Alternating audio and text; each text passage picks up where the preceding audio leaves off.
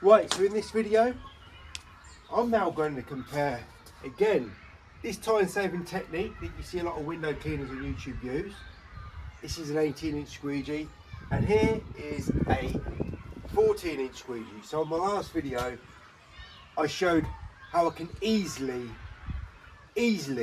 work twice as quick, plus get better results than the typical YouTube window cleaner. Right, so not everybody can do these really painstakingly exact techniques. So in this video, I'm going to show you how you can easily work much quicker than the average window cleaner using a smaller size squeegee and a technique where you come down the glass only instead of go up, down or up and around. Just a nice, simple, straightforward technique that literally any window cleaner that knows how to fan a window can do. Now, bear in mind, I'm using a soap solution that most window cleaners on YouTube do not use. So I'm using a better performing soap solution. You have to bear that in mind. I'm not using a sloppy, lousy solution that's going to give me lousy techniques and give me lousy results. So let's rub this soap in on this saturated window, and I'm going to time only the technique. But of course, with this technique, using this tool, I have to encompass the detailing. So what we're going to do is come around, down. That literally came off the glass, so let's do the dreaded detailing.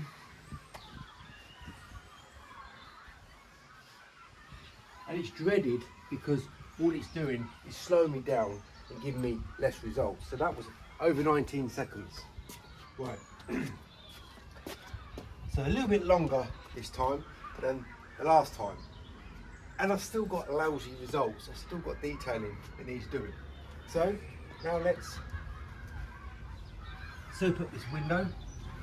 So for 10 years I've had people laugh and joke and take the piss out of this tool, but all I have to do is show how I do things using this tool, and I just make all these people that have put this tool down and put the things that I say down, I just use the evidence of what I do compared to those guys and how is I put them down by saying don't work like everybody else.